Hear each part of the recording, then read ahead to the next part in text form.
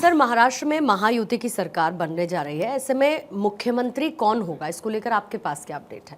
इसके बारे में लेटेस्ट अपडेट ये है कि Devendra Fadnavis is most likely to take over the charge of the chief minister. इस पे भाजपा आला कमान में सहमति है।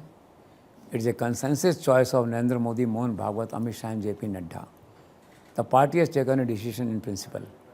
अब सवाल ये है कि जो दूसरे घटक दल हैं, खास करके शिंदे हैं, जैसे अजीत कुमार तो पहले समर्थन कर चुके हैं, शिंदे की बात है, उनकी सहमति लेने की बात है इसमें जो है कि इसके लिए तैयार हैं, और थोड़ा बहुत कंसल्टेशन दूसरे लोगों से होता है, आसपास के छोटे जो लोग हैं, तो वो कंसल्टेशन का प्रोसेस अभी जारी है।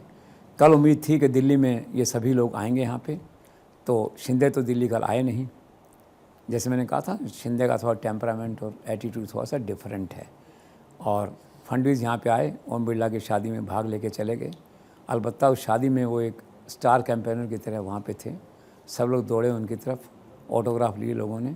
और मैं कह सकता हूँ कि जनरल जो चॉइस है, जनरल कंसेंसस है, जो मैंने कल भी कहा था, जो पब्लिक का मैंडेट है वहाँ महाराष्ट्र में, वो इस समय फडणवीस के लिए है। और आला कमान की इस बात की तारीफ़ की जानी चाहिए कि उन्होंने पब्लिक मैंडेट को ऑनर करने का मन बना लिया है और एक तरह से स्टैंड ले लिया है ऑलमोस्ट, कि चीफ मिनिस्टर तो यही होंगे।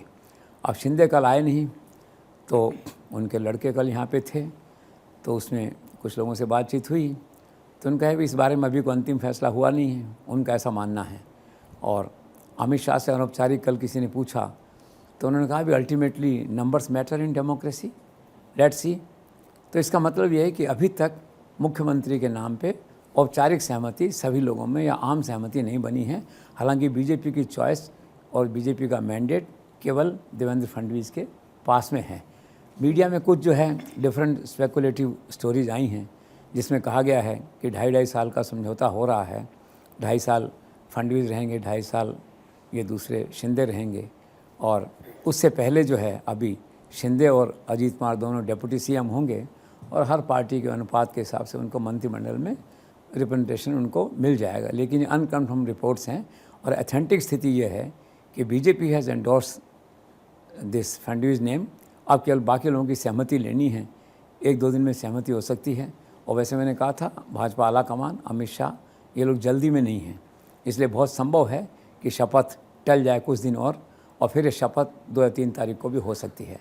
लेट्स सी, अभी कई दिन बाकी हैं, इसमें क्या डेवलपमेंट होता है।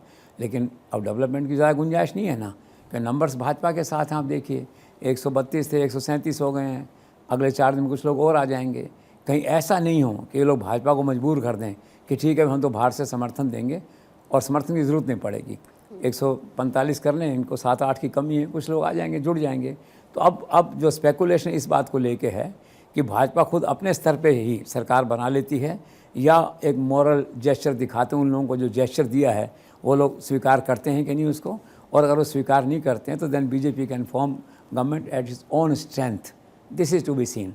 लेकिन ज़्यादा संभावना इस बात की है कि अमित शाह का जो फाइनल एक डंडा चलता है वो चलेगा, सब मान जाएंगे, और फिर देवेंद्र फडणवीस की शपथ हो जाएगी, ऐसा मुझे लगता है। जी सर।